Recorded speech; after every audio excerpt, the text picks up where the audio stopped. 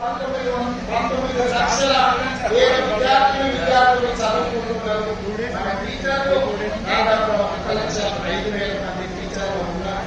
కేంద్ర ప్రభుత్వం national education policy ప్రకారం 30 మంది విద్యార్థులకు ఒక టీచర్ ఉండాలనే నిబంధన ఉంది. కానీ తెలంగాణ రాష్ట్రంలో 17 మంది విద్యార్థులకు ఒక టీచర్ను నియమించడం ద్వారా ఈ రోజు నాణ్యమైన విద్యను పేదలకు అందించాలన్న లక్ష్యం దిశగా ఈ రోజు అయితే ఇది సరిపోతుందా?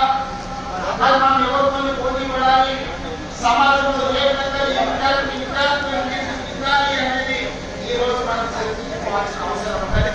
ఈ రోజు ప్రభుత్వంలో 25,000 పాఠశాలలు ఉంటే 19 లక్షల మంది విద్యార్థులు ఉన్నారు. 1,05,000 మంది టీచర్లు ఉన్నారు. అదే ప్రైవేట్ స్కూల్స్ 12,000 స్కూల్స్ ప్రైవేట్ లో ఉంటే 32 లక్షల మంది విద్యార్థులు ఈ రోజు ప్రైవేటు పాఠశాలల్లో చదువుకుంటున్నారు. నా విద్యార్థులే మా ప్రభుత్వ టీచర్లు, మా కుటుంబ సభ్యులు, మిమ్మల్ని మా కుటుంబంలో ఒకరిగా నేను మిమ్మల్ని చూస్తున్నాను.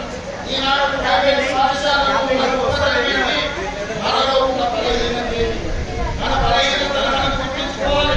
మన బలహీనతను మనం పరిష్కరించుకోవాలి. మన సమస్యను మనం అధిగమించాలి. ఈనాడు ప్రైవేట్ సెక్టర్ లో ఉండే కళాశాలల కంటే రాష్ట్ర ప్రభుత్వంలో ఉన్న పాఠశాలలు అద్భుతమైన విద్యను అందిస్తున్నాయని ఈ దేశంలోనే తెలంగాణ మొదటి స్థానంలో నిలబడాలనేది నా ఆకాంక్ష. మరి దానికి కావాల్సిన నిధులను 26,676 కోట్లు 8.22% రాష్ట్ర బడ్జెట్లో విద్యాశాఖకు నిధులను కేటాయించడం ద్వారా ఏ మాత్రం నిధుల లోపం లేకుండా ఈ రోజు రాష్ట్ర ప్రభుత్వం నిధులను కేటాయించడం జరిగింది. భవిష్యత్తులో ఇంకా మా అన్నూరు మురళి గారు సలహా సభ్యులు వారు నివేదించారు. విద్యాశాఖకు 15% నిధులను కేటాయించాలి. ఆ ఒక్క రోజులో మనం 15% కేటాయించలేము. ఇతర రాష్ట్ర ప్రభుత్వ సంక్షేమ పథకాలు అభివృద్ధి కార్యక్రమాలు ప్రభుత్వం విధాల మీద ఉన్నాయి. అందుకే పోయిన సంవత్సరానికంటే ఈ సంవత్సరం పెంచినాం. వచ్చే సంవత్సరం ఇంతకంటే అధికంగా ఇస్తాం.